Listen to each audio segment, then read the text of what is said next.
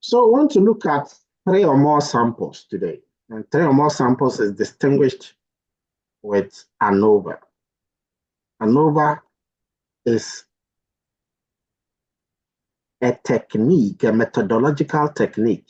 And in one of the papers I'll be giving you, you will critique the ANOVA that was used by some of the papers, especially those in marketing and public admin. ANOVA is an acronym for a certain phrase. Who can tell me? What is the full name for ANOVA? What is Analysis of variance. Please, I need a hand to be raised in my class. Imagine all of you decide to talk like you just did. Yes, Kinsey. So, Yes, the analysis of variance.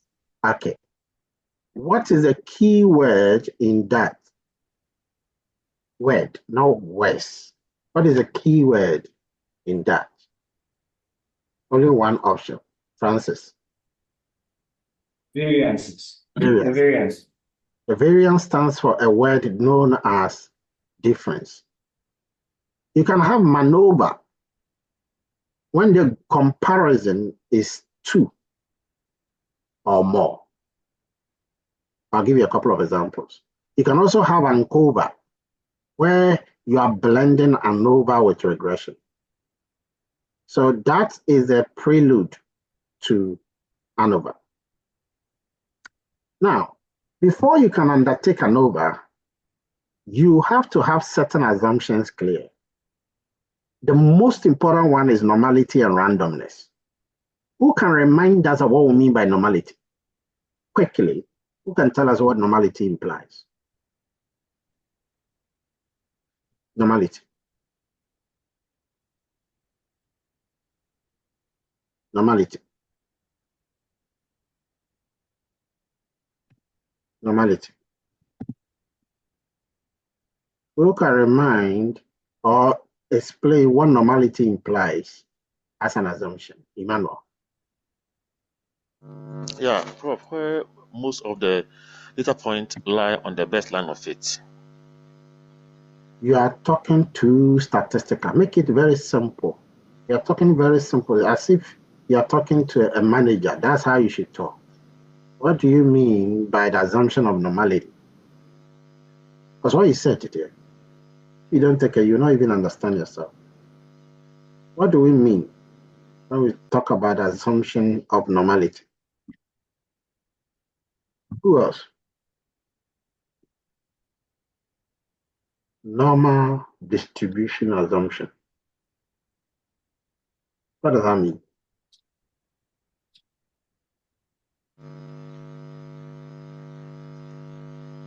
What does that mean? Emmanuel. Doc, where most of the data are closer to each other. Where most of the data are closer to each other.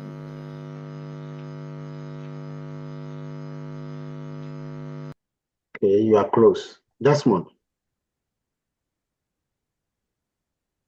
Doc, normality, when I hear the word normality, the first thing that comes to my mind is the data set being bell-shaped, which means it is the distribution is symmetrical.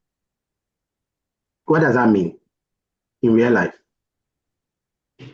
It means that like we have equal gathering of the data around the mean on both sides, probably. Like that is why the Good. Okay. You see, sometimes I want to understand what you really mean by some of the things. Yes, Noah, you want to add something? Yeah, so this is where the data is, most of the data is clustered around the mean. Most of the data is clustered around the mean. Yeah, I agree with that one too. So that is what we mean by an normal distribution, where majority of the data points are close to each other. They are close to each other. They are close to the center. Remember, the mean is not the only average in the world.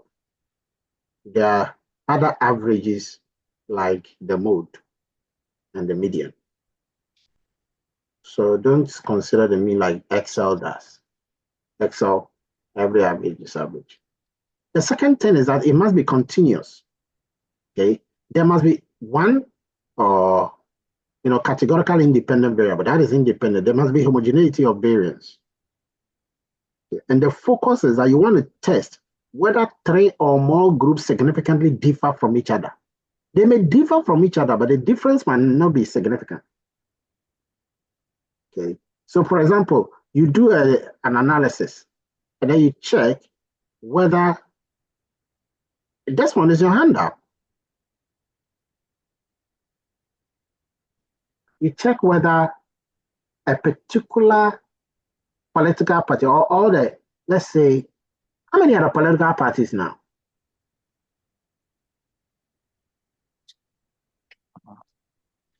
How many are there?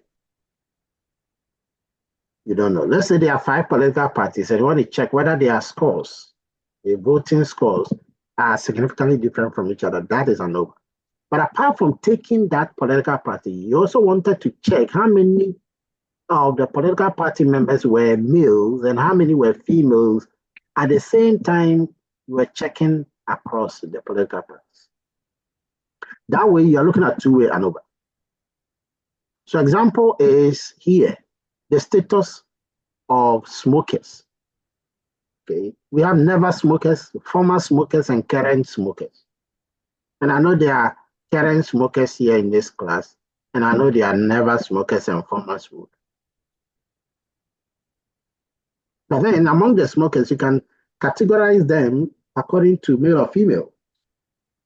So gender or specifically sex can be used. So you want to know the gender or the sex vis-a-vis whether the person is a smoker or not a smoker, or whether the person is a never former current smoker.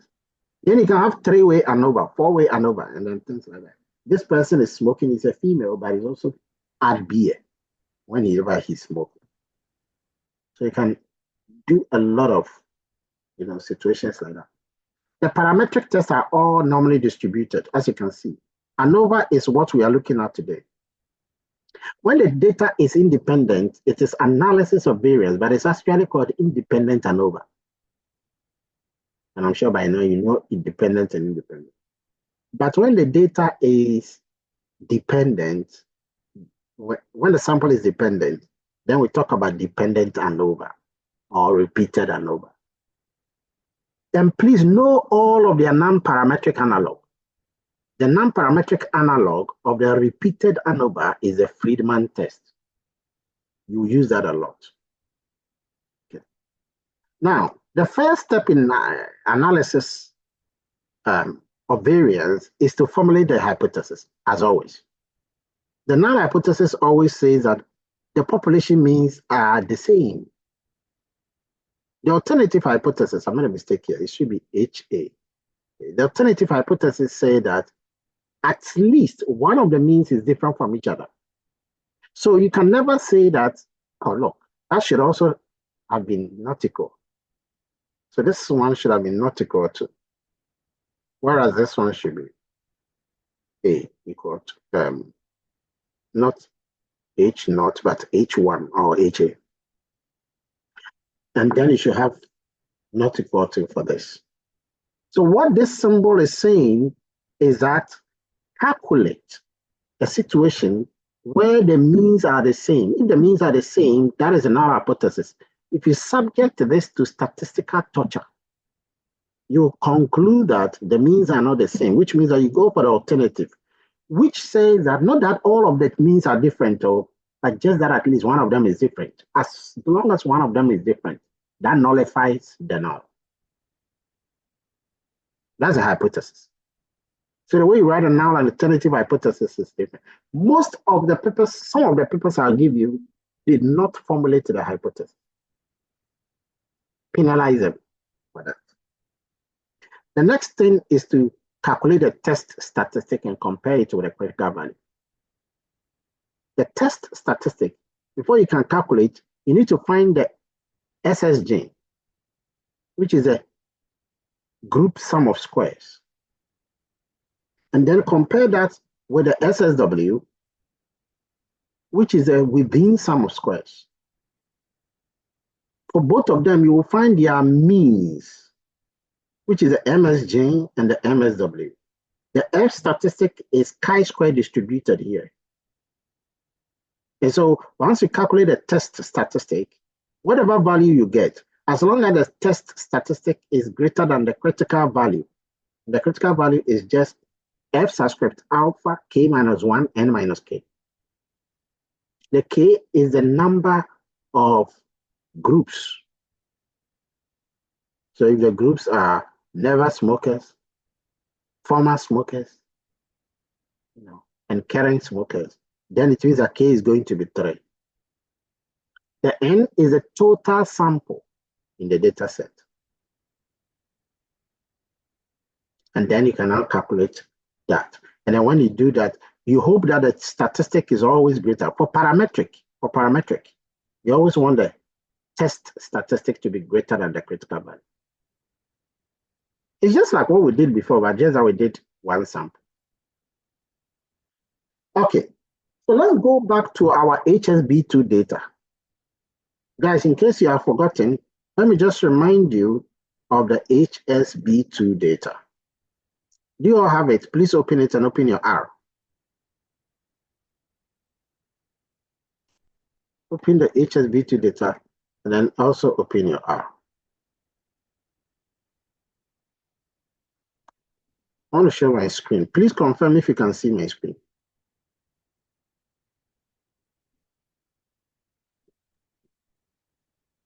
Yes, Doc, I can see. Yes, Yes, it's Doc, visible. can see your screen.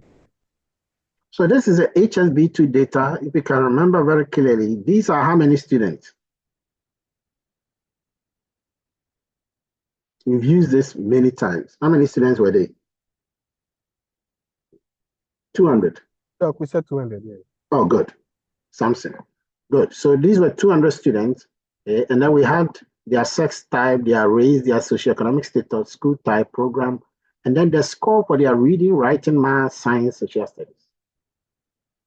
Okay. Now, we have some few things to look at as far as this data is concerned. So all the parameters of the data have been explained here. Question.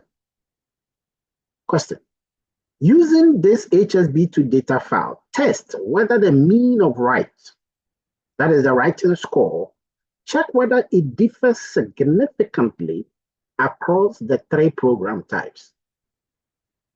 And because we are looking at them across 3 groups, we want to check whether there's a statistically significant difference in the writing score among these 3 program types. This is an ANOVA. It's just like if you want to compare state banks, foreign banks, private domestic banks. Now, for this to work, right score has to be normally distributed. And so normally you want to check whether right score is truly normally distributed. Now let me go to the data set. Let's go to the R. Okay. And just check some few things regarding whether or not right score is normally distributed. And I know that the last time we looked at this data. So I'm just coming down here to pick on this data. So I'm just going to go and then give a heading to this. I'll bring 3 and just say ANOVA and just bring 3 more instructions to indicate that we are dealing with instruction. We are going to load the data, and I think the last time we loaded the data, let me put this one below. Okay. I'm about to load the data at command number 1906. So this is the data. The data is here. So I just want to pick it from here without typing it again. So this is the data. Let's look at the head of the data. This is it. Down here, you can see the top 6 rows of the data. I hope you can have the same thing. Now we can even check whether the data, the right score, is normally distributed. So I'll use this command and type the name of the data, which is HSB2, and then I'll put here right. Okay. Then try to see if the right score is normally distributed. If it is normal, we'll know. If it is not normal, we'll know. So I'm going to run this Shapiro test. Look down here. Always check the p-value. For normality, it says that when the p-value is 0, is below 5%, then the data is not normal. So who will conclude for us? Is right score normal or is not normal? Doc, this is Richard. Yeah. So from the p-value, it means right score is not normally distributed. Perfect. I agree with you. Okay. So right score is not normally. If you don't understand, ask so. Okay. Ask so. So that is how you are able to see. You see, he read it quickly because he understands it. So it's not normal. That is what you detect here. So normally you put it here, and this is it. If the p-value is blah, blah, blah, it's not normal. So that means that ideally, you shouldn't use ANOVA, ideally. Ideally. But the thing is that we still want to go ahead and then check some few things about it. We can plot it to see why it's not normal. And we are going to do a plot by choosing the density plot. Okay. I hope I have the package. So I'm going to do a bit of density plot. Let me bring my plot section here so that hopefully it will be able to show. So I'll run this. Okay. So it says you couldn't find density plot. I think that before normally you use density plot, you're supposed to install a certain package.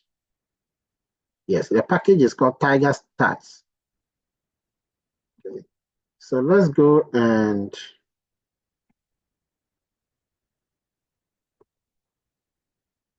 let me install Tiger Stats.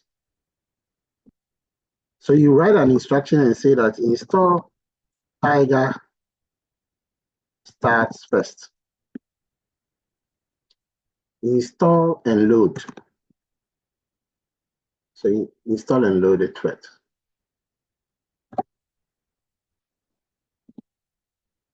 So let's install. I mean, we probably installed, so we need to run. Okay. So it says that there's no package like that. It means that we've not installed. So on the top, on the right here, right bottom right here, click install. The pop-up will come. Type Tiger Start, and there's a fourth one here. Click on it, then click install. Give it some under 1 minute, it will install. This red symbol on the bottom right here means it's installing. This means it's installing. You should not interrupt. Once it's done, everything will change from red to black. And there we go. It's unpacking all the packages. It's done. It's downloaded.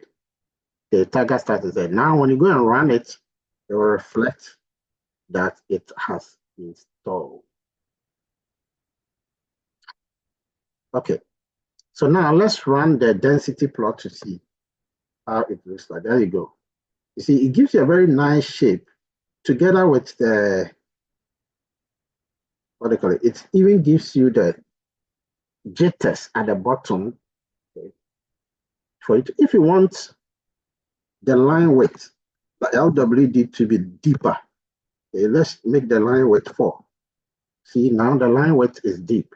If you want the color to be, do COL equal to, let's say 37. I don't know what color it is. There's over 600 colors. Okay. There you go. So you got some green color. You can change the number 37 to maybe 39. I don't know what color that is. Then you get this yellow. So you should be used to generate. And again, when you look at the graph, it doesn't look at all that is bell-shaped. Yes, that's one. Well, sir, please, I was trying to install and load the Tiger Stats, but it's telling me that there's no package called Tiger Stats. No, you can't load it. You have to install first. Did you click on packages? Packages, okay. Oh, you didn't follow me well. Me too, I didn't have it. And then I had to go to packages on the bottom right here. I clicked on packages, then I chose install. Then when I chose install, the packages section popped out. Then I typed Tiger Start there, it popped, like this one is popping down here. Then I selected the Tiger Start, which is the bottom one, and installed it first, which I thought you were looking at. But I think by that time you were working on your own. Okay, thank you, Doc. So it was after that I required it in command number 9. Okay, thank you very much. So once you get this, now let me go to my plot, then you can see there.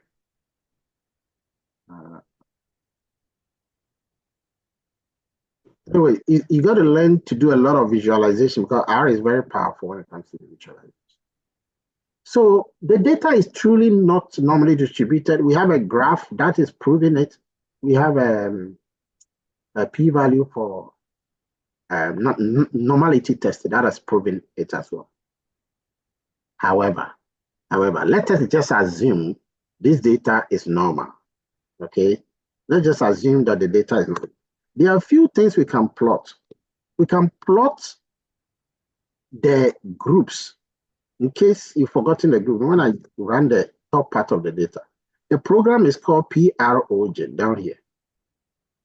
So what I'm going to do is that I'm going to take the right and then plot the right score across these groups. And I want to call the name of the data HSB2. Okay. I can choose any color, but here, if you choose categorical names, you have to put it in double apostrophe like I've done. Just when your hand is up, you have to do categorical names. So I'm going to plot it, and it's going to do it for all of them, not just one, all the 3 groups. Remember, I want to look at how the writing score differ across the groups. Okay. And this is going to give me a plot, say box plot.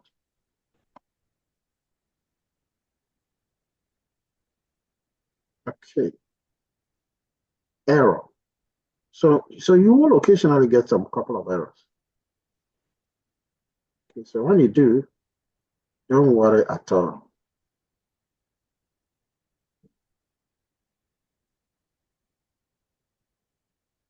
Okay, I get it.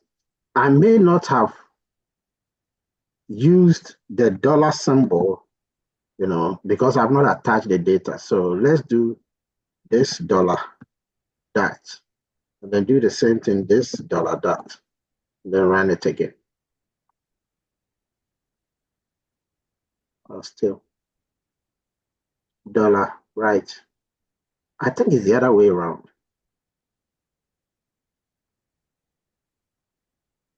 Just a second. Okay, so you do this, right? Is that a correct thing I'm doing? No. What I did was correct. So anyway, it appears that this plot is not giving me the real one. So I'll change the graph. So let me just go here and change the graph to a box plot. I think I didn't even specify a box plot. So let me do a box plot. Just here. So sometimes you just have to check some of this. If you can't get anything, always use Google search. It will help you. Okay. So that's it. You can get a box plot of this for each of them. And you can see that because I use color rainbow, it gave me the rainbow colors the way I wanted it. Okay. Now, please remember that this data is not normally distributed, but we are still going ahead to do ANOVA. Let me tell you something. Even if a data is not normally distributed, write it down somewhere. Once you can prove that the data is skewed, meaning that it's not normally distributed, you still got to go ahead. And after doing the non-parametric test, because non-parametric test is for skewed data, go ahead and also do the parametric test, the T or the F, to support what you already have. Take note of that. Because those ones are more robust. than the non-parametric ones. So just looking at this result, you can see without a shadow of a doubt that writing score is differ.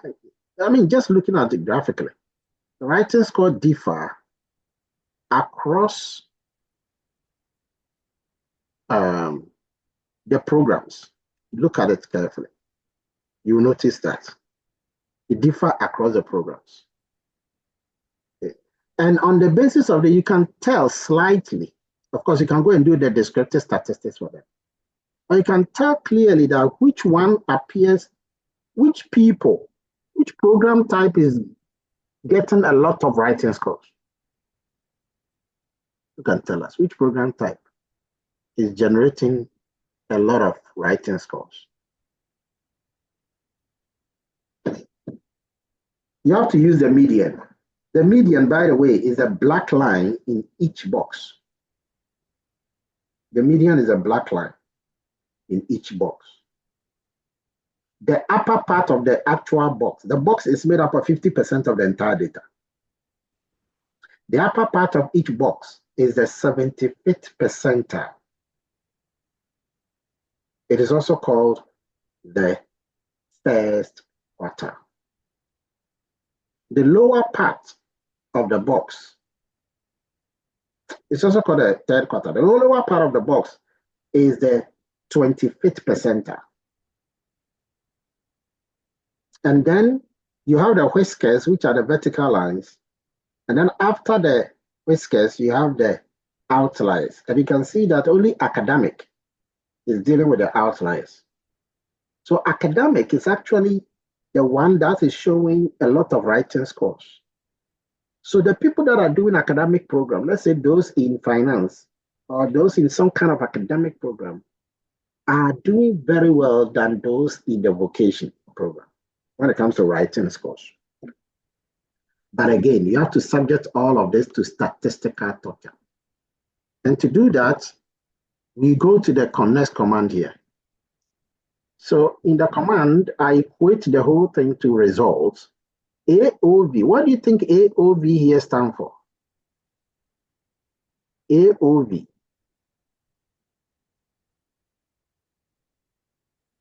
You can tell us. AOV. Here. Sebastian. Doc, What does AOV stand for? Doc, analysis of variance. Sebastian, write it down. Write it down, okay? It is analysis of variance. Then you write your numerical variable, and then you write your tilde symbol, and then you write your program type. And then you indicate the name of the data, which is HSB2. You do your semicolon summary, then the name of the result. Look down here, that is where your result is. All you're checking is the p-value. The p-value clearly has 3 stars. Now, if you look at the bottom, it will tell you what the 3 stars actually mean. So if you look at the p-value, it shows clearly that the value of the probability is how many? How much is that? How much is the probability value, the p-value? Looking at that number I've highlighted. You have to understand some of these. Okay? 4.31 exponent minus 0.9. That is equivalent to what value? Do I have smart people here? People who are going to teach and conduct knowledge and vomit it out to people. Or I have people who don't know why they are even doing their permanent head damage. Yes, Francis. So this is equivalent to 0. Good. Now, what does a 3-star here mean? Francis. We are looking at the level of significance. So over here, the 1 star is 5%. the 2 star is okay, so for the definition here, the 1 star is 5%. What you said was correct. So continue. Yeah, so we are looking at the level of significance here, and here 0 means the 3 star means that the error rate is 0. Very, very negligible. You started well, but you have ended not well. So let me give it to Samson to see whether he can explain the 3 star. Yes, Samson. Okay, so so the 3 stars means significant at 1%.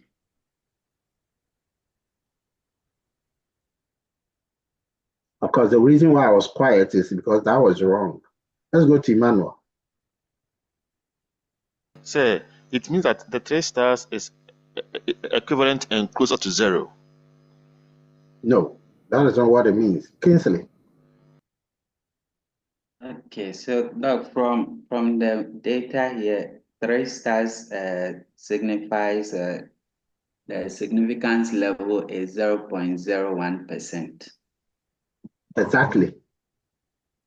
Guys, if you don't know, write it down. This is R we are talking about.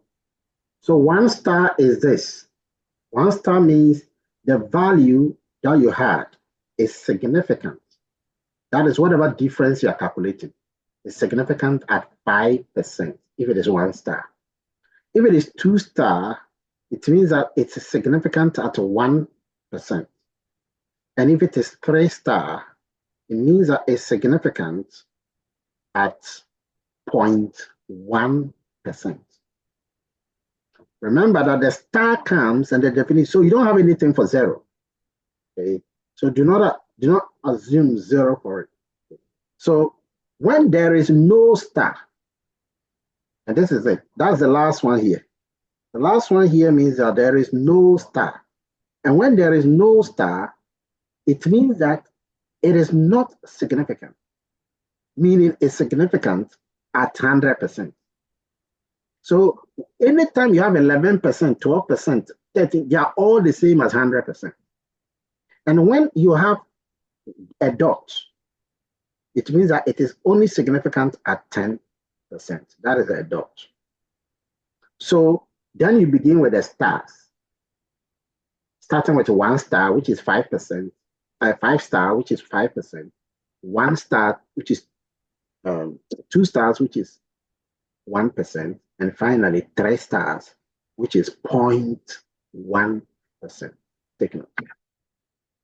All right. So this means that there's a statistically significant difference in the mean, the population mean among these 3 programs.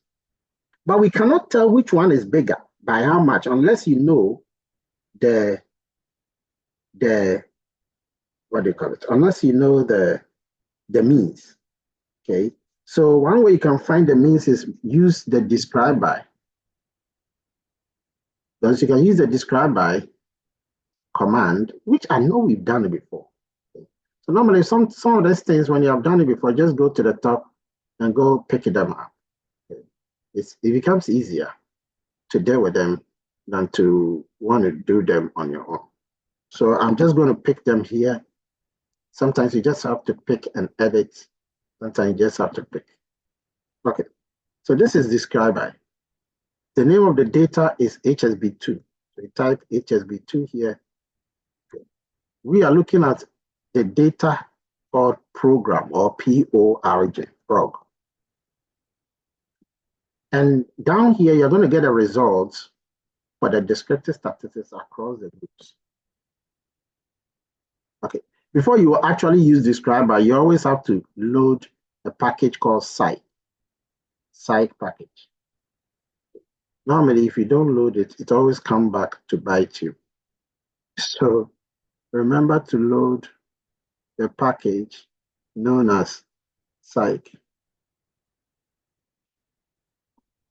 Oops. You can do the package called psych. You can do require psych, or you can do library psych. Any one of them will fine. So let me load that package first before you do that. Yes, Emmanuel.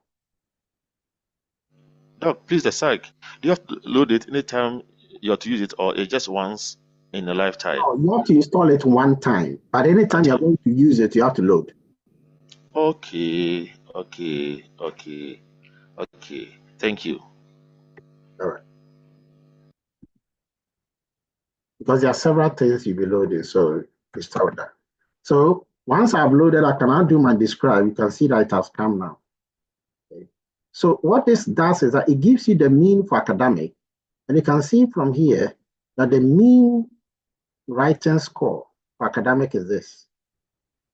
Okay. There are 105 people with a writing score of 56.26. You see the academic.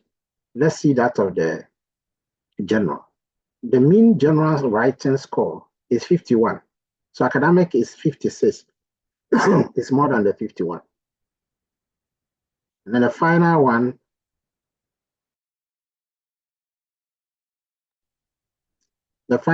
here is 46. Those are the vocational. They are those who are very bad when it comes to writing score. So clearly the numbers are showing, there's no surprising why the box plot was showing the median value to be highest among them. So you can now use these numbers to justify that the 56 is not just bigger than the 51 or than the 46. The 56 is actually significantly bigger. And there's a significant difference. The difference is not just mere chance. It didn't happen by chance, but it was supported by statistical torture. That is how you do this. Now, what if you had assumed that this data was actually normally distributed? What if you had assumed that the data was not normally distributed? Remember that we were able to see that the data itself was not normally distributed, so we shouldn't ideally have used ANOVA. What we should have used is the nonparametric equivalent of the ANOVA. Who can tell us that?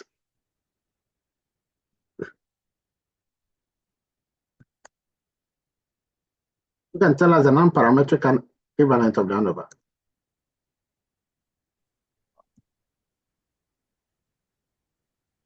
The nonparametric equivalent of ANOVA. Albert Kofi, I'm not asking you for what you've given me. I'm asking for the nonparametric. Yes. The Friedman. No, please, I typed it long ago. Now you can raise your hand and say it. Just Abo. Okay. Friedman test. It's not Friedman. The nonparametric equivalent of the independent ANOVA, because you should know that the ANOVA is independent ANOVA. If it is dependent ANOVA, I would have said dependent or repeated. But normally, independent ANOVA, we don't mention the independent. And that is what? Desmond. Is it a Kruskal-Wallis test? Are you asking me or you're telling me? Okay, I'm telling you. It is the Kruskal-Wallis test. That is the name. The Kruskal-Wallis test. That is a non-parametric equivalent of the ANOVA. Take note of the independent ANOVA test. So that is what we should have used first before we had even compared it with the independent ANOVA. So I'm going to do that here. So let's run the data and see. Okay. We are looking at writing score, and we are checking writing score across these groups. So you have your HSB2, and then let's check it with program. Okay. We are changing that across the program. And then the statistic is called Kruskal-Wallis test. Please, if you want the formula for the Kruskal-Wallis test, I don't have to give. You can always get it online.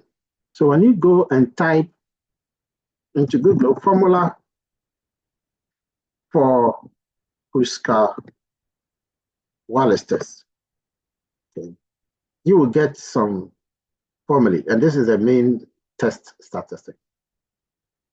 Okay, that's what you have here. Okay, so you can take this test statistic, and then you can always get it. There are several different examples, but this is the main one.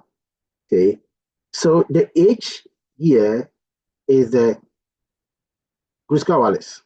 Okay, and then n-1, n is the total sample size. Okay, then you have ni, that is the sample in one of the group. R bar is the mean of the rank sum. And then ER is expected value of the rankings. Okay. And then the sigma is the variance. So you can use that to get it. And once you have this, you can calculate the Kruskal-Wallis test. So for you, yours is to just know that this formula is a test statistic. That's it. Just know that this is the test statistic.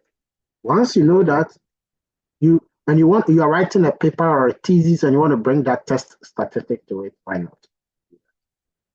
Now let's proceed and calculate this. So you're going to see the value of the test statistic if we run this. Let's see. This is the results down there. You can see that down here. The result I've highlighted in blue. What does the p-value tell you? By the way, the Kruskal-Wallis is chi-square degree distributed. Okay. It is distributed as a chi-square with a degrees of freedom. Okay. And this is the degrees of freedom that you have here. The test statistic is what I showed you earlier. And the value of the test statistic is this 34.045. What does the p-value tell you? It's easy. What does the p-value tell you? It tells you that there is a statistically significant difference in the writing score across the three program types: academic, okay, general, and then vocational. Okay. So all these three program types, there is a statistically significant difference because the p-value is also the same thing. Now, it is after this that you go and use the independent ANOVA test that we did. Then you can use that. Now, I'm only using the p-value, but when you are writing it into a paper or as a thesis, you have to write the test statistic, okay, which is 34.045. Okay, you write that with the degrees of freedom and add the p-value to it and bracket it before you make your conclusion. It's always professional to do that. Okay, so this is when the data is independent. This is when the data is independent. So everything we've done, if you check this one, you will see it here. Okay. You see that I've done most of the results here for you. Now, how about what is driving the difference? It's very important. So let's go back to the ANOVA when we assume that the data was normally distributed. The mean of the dependent variable, and here the dependent variable is what you are saying is that the writing score is a dependent variable. And you are saying that it depends on the type of program. So writing score is a dependent variable. The program type is the independent variable. Take note. See, if you don't take note of this, you will miss it. The writing score is a dependent variable, and then the program type is an independent variable. You should understand this before we get to regression, because that is tougher. Okay, so the dependent variable here significantly differ across the program type. But even though it differs, we don't know, we said there's a significant difference, of course, but which one was driving the difference? Remember that one of the alternative hypotheses is that you need at least one of the independent variables, one of the program types to drive the difference. At least one must be different. So which one? Was it academic? Was it general? Or it was vocational? We don't know exactly if the difference is between only two groups or between three groups, okay? All of them, we don't know. And the F statistic doesn't tell us. It doesn't tell us because the program was the only variable entered into the model. So we can use something beyond that. If the other variables had been entered, the F test would have been different. So let's check the mean of writing score for each level of program type. To know which program is actually driving the difference, we will use Tukey honestly significant difference test, HSD test. Tukey HSD test. It will do 2 by 2 pairwise comparison, multiple comparison, and will calculate the post hoc comparison for each group. You understand, but it simply means that we are going to compare between academic and program. Okay, let me just do some write-up. We'll compare between academic versus general. Then we'll compare between academic versus vocational. And then we'll compare between academic, between vocational.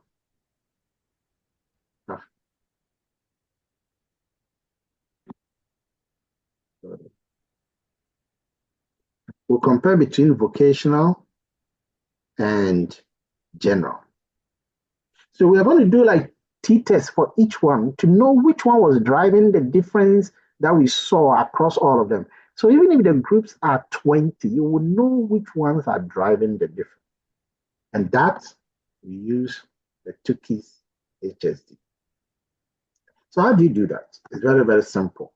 Once you have done your R and you have done your ANOVA and finished, you just add the command Tukey HSD.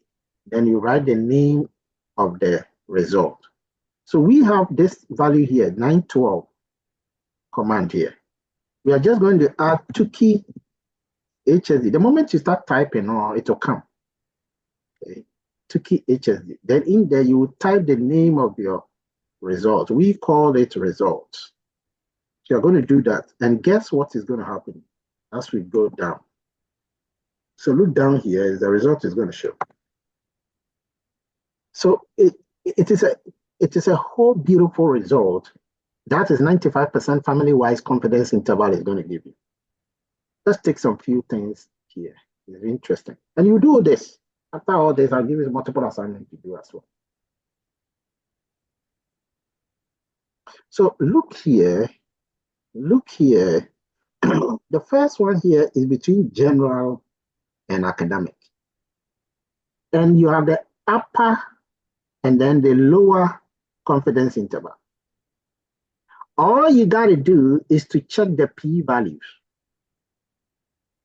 So between general and academic, there's a significant difference because the p-value is, when you round it, the p-value is almost 1%. If you round it, it's almost 1%. Do you see that? If you round it from 5 to 4, that'll give you 5. And then you round that from 5 to the 0, you get 1. So this is almost 1%. Yes, Samson. Kingsley, how far is the Gavi reports, not cash balance? Hey, what is that? This is bad. Yeah, so my question is that I tried running it, even though I would already run the Kruskal-Wallis test and got the results. I started with the Tukey HSD and it didn't work. It's giving me some something that signals that it is wrong or there's an error. That something is what you should look at. Not that it didn't work. You haven't made it work. So is that something you should read and understand? Okay. You got to make sense of that something. For sometimes it's a typo. But sometimes it's just something you brought, you didn't bring. Sometimes you brought a capital letter instead of a small letter. Something. Did you type the Tukey with a capital T or not? I typed it with a capital T. Well, what does a mistake say? That's what you should know. What does a mistake say? I don't see what a mistake says. It says that error in Tukey HSD dot AOV into bracket results, no factor in the fitted model. Yes, so you don't have factor. Did your ANOVA work? ANOVA, yes, it did. The ANOVA results, did it work to give you the result? Yes, it did. Read the ANOVA command and let me see how you typed it. Let me go through the. It's up there. It's like just some few steps up there. It starts with results. Yes. So it starts with results because AOV into bracket right without I don't know that sign, then proc comma data equals HSB2, then the summarize results, and it worked for me here. It did. I still did it right now, and it worked. And then the Tukey read it. The Tukey, the response I got is error in Tukey. No. Read the command you type. Okay, it's Tukey HSD into bracket. Then I copied the result that I got, the name of the ANOVA test, the result into it. The HSD is a capital. Yes, HSD. When I was typing, then it showed and I picked it. But it didn't show the results. No, they didn't show the results. Is what I'm saying. It's an error in Tukey. So sometimes you have to install a package. Okay. Sometimes I'm just. Okay, so let me try see if it is installable or something. No, there's nothing. I need to tell you the package before you can install. Oh, okay, thank you.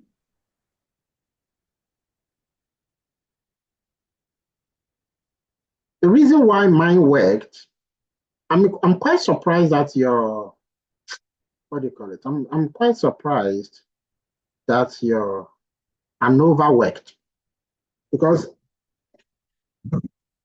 your ANOVA is supposed not to work if you have not done attach. Did you ever attach your data? Yes, in the past I did, but today in particular, that's why it worked. Okay. And looking at my screen, you type exactly what you see in the blue for the Tukey. Yes, sir. Yes, sir.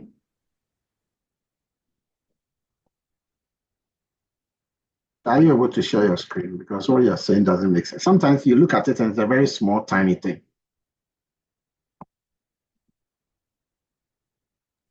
Are you able to share it?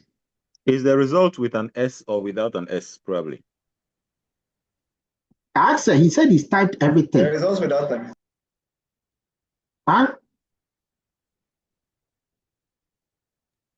Is he here? If it's without an S, check if your result that you, the command does for the result have S?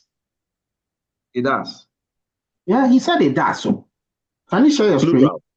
Okay. Let me try and share. Just share your screen and let me see. Okay. Because sometimes what happens is that people might think that there's a problem somewhere when they have not detected the problem. Are you seeing my screen now? Yes, I see it. First of all, that red symbol should mean that so many things are not working. But it worked. This particular one has red prosper. It still works. This one. That's the ANOVA result. I know you said that one worked. Yes. But you see, look at the command. This is interesting. Your commands are not supposed to be green, as it is. See, you see the results here? Yeah, but even though it worked, it's different from my own. You see, my p-value was different from yours, isn't it?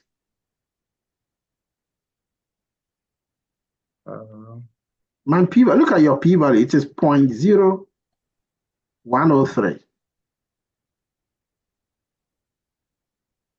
0.0103. You're now seeing it. Doc, please can I come in? No, look at, there are so many mistakes he's done. Box plot. Look at it. He wrote HSB So without he's a dollar. actually going to.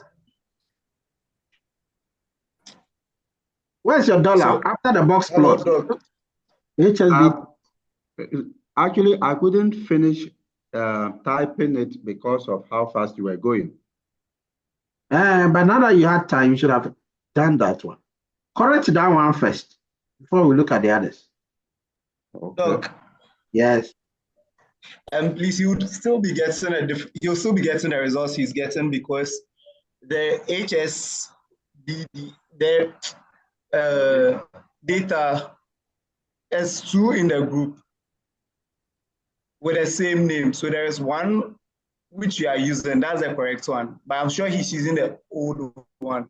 That one has female coded as 0 and then male coded as 1, something like that. So that's what he's using. So that one would give you a wrong figure, or let's say a figure different from what you are getting. Okay. Okay, then let me go back and look for the other data and load it. Your data you are supposed to have should be like this one. Okay, let me stop sharing. Are you sure I gave them a different? Because it was just one data I gave them. No, I think 2. So the data, it's 2 in the group. It's 2 in a group. So if you are not, you don't really check it, you would get. The data is what I'm showing here. Within the same Excel, they're on different sheets. No, what I'm saying that I have the Excel on my screen. The sheets are here. The other sheets don't have anything else for HSB2.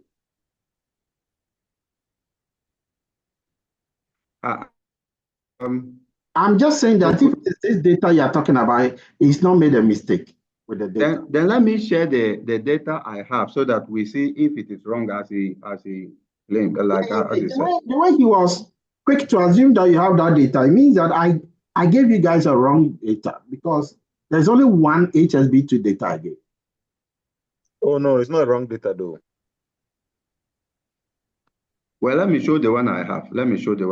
You are delaying in showing. Hurry up. Okay.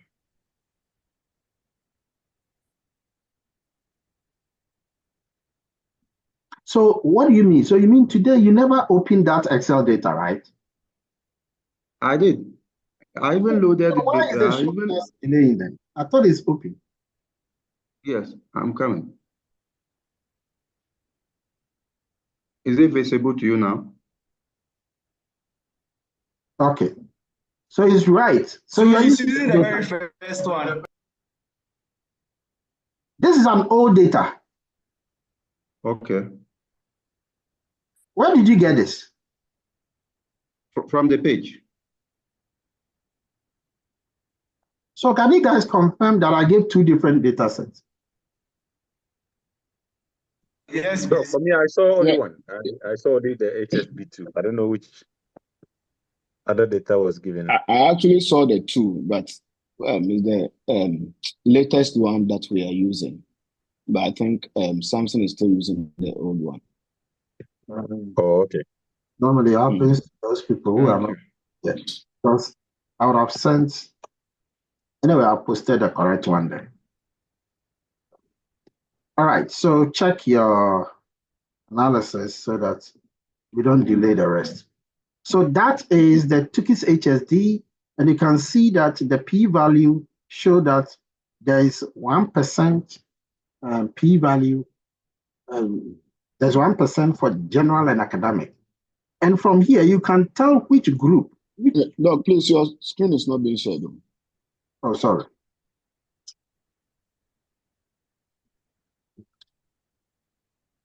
So the first one shows that there's 1% p-value for general and academic. The second one means that there's a 0%, very 0%, so we'll take the 0.1% between vocational and academic.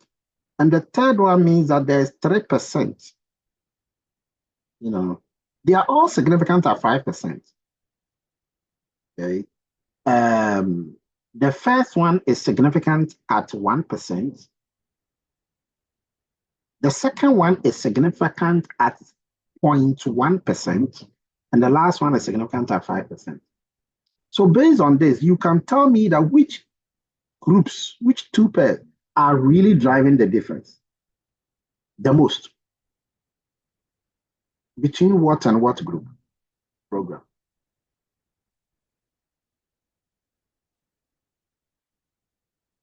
Between what and what program are driving the difference?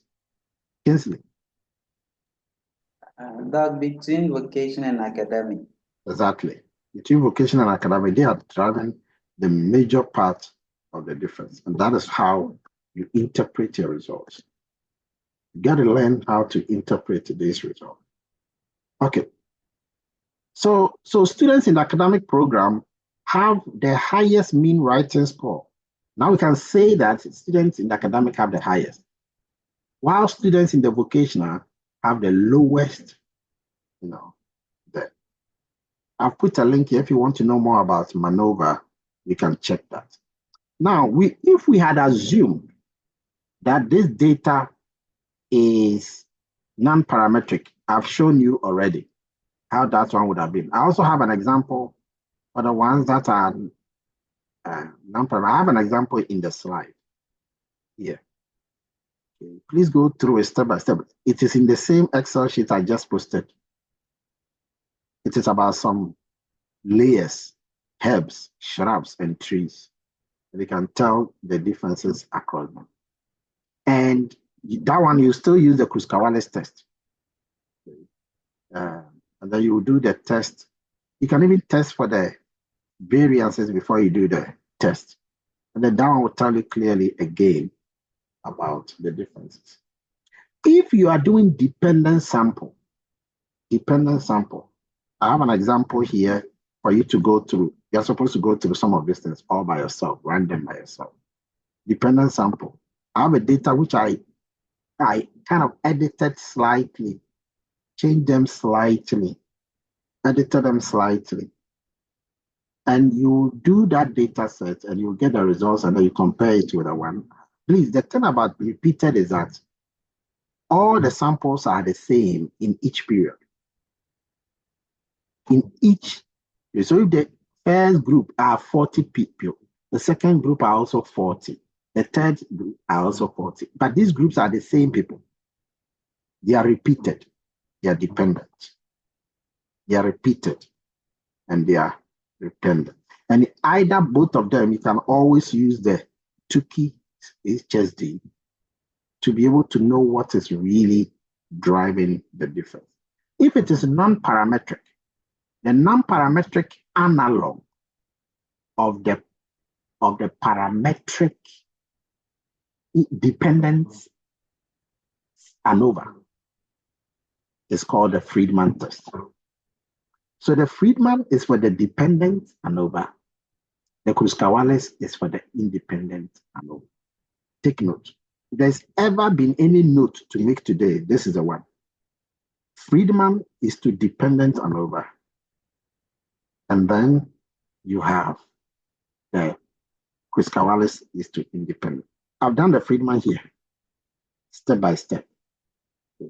Now you have your assignments to be able to do for this ANOVA. I have a very simple question for you. Below are the salaries of thousands of Ghana cedis for 3 MBA groups: RMBA, Weekend MBA, EMBA. Yes, Desmond. Doc, please, you see the missing data sets under the Weekend MBA and then the Executive MBA? Yes, it's deliberate. Is it something we need to address before we start running the data? No, you don't need to address, because from the question, you will know that this sample is independent. And as you know, RMBA students are not the same as Weekend MBA students. An independent sample, the sample size can differ across the groups. Okay. Just like we did for between female and male for one of the scores. The people were different in terms of numbers. Okay, so you don't have to address it. You just have to use the independent ANOVA to handle it. Okay. Oh, okay. The next one. So that was even the only one, actually. Normally I give you a lot, but that's the only one. So add that one to the other one. If you have submitted the other one, you separate it. Then you submit this one. Do both the codes and everything and submit it. So that's it for today. Then that brings us to the end of the entire Buddha. With this, next time we are going to begin with regression, the father of all relationships. Yes, let's start with this one. Yeah, please, Doc. I was trying to actually save the